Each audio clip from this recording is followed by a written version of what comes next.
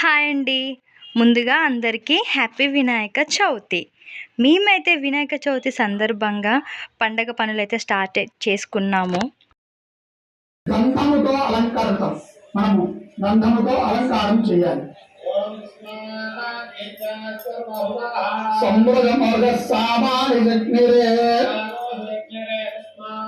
తస్మాదశ్వాజాయంత శ్రీ వరసిద్ధి వినాయకాయ నమః. చందనం సమర్పయామి.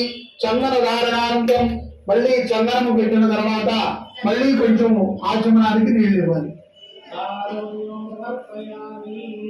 దాని తర్వాత స్వామివారికి మళ్ళీ పుష్పములు దూరవములతో మనము పూజ చేయాలి. అటు పిమ్మట వస్త్రము స్వామివారికి విశేషముగా మనము సమర్పణ చేయాలి. సప్త సమయ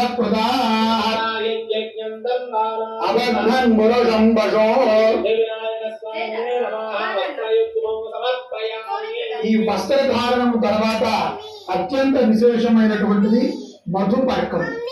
అంటే పెరుగు అలాగే తేనె బెల్లము మిశ్రమించబడినటువంటి సమపాలలో ఈ యొక్క మధుపర్కాన్ని స్వామివారి నోటికి తగిలించాలి.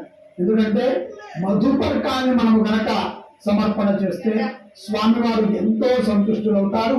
వెంటనే మన యొక్క కోరికను తీరుస్తారు. అలాగే మనకు ఉన్నటువంటి విఘ్నములన్నిటినీ కూడా తొలగిస్తారు. ఆ మధుపర్క సమర్పణ ఇప్పుడు జరుగుతోంది.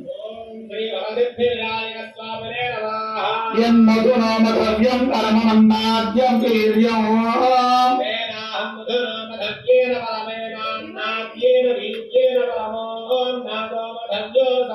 మధుపర్కం సమర్పయామి. మధుపర్కం తర్వాత మళ్ళీ స్వామివారికి ఆచమనీయాన్ని మనం సమర్పణ చేయాలి. ఆల్మోస్ట్ పూజ విధానం అయితే అయిపోయింది. ఇప్పుడు నైవేద్యాలు అయితే దేవుడికి సమర్పిస్తున్నాము. మేమైతే వినాయక చవితి పండుగ సందర్భంగా 5 రకాల నైవేద్యాలు చేశామండి.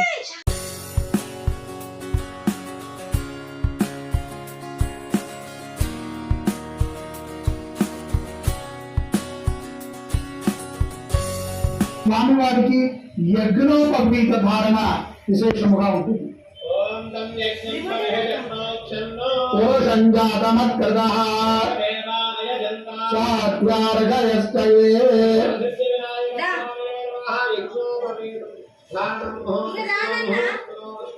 యజ్ఞోపవీతం సమర్పయామి.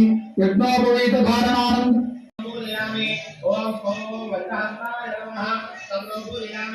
ఓం విఘ్నహంత్రే నమః. నేత్రపూజయామి. ఓం భావేంద్రాయ నమః. అలారం పూజయామి. ఓం సర్వేశ్వరాయ నమః. జలపూజయామి. ఓం శ్రీ విఘ్నరాజాయ నమః. సర్వాంగాని పూజయామి. ఓం వినాయకాయ నమః. ఓం దుర్గాయ నమః. ఆదిత్యం పూజయామి. ఓం గణాధిపాయ నమః. స్వాదేవం పూజయామి. ఓం మాతాయ నమః. ఓం గజాననాయ నమః. ఓం పూజయామి. ఓం హరదేవే నమః.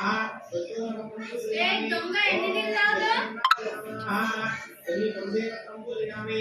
ఓం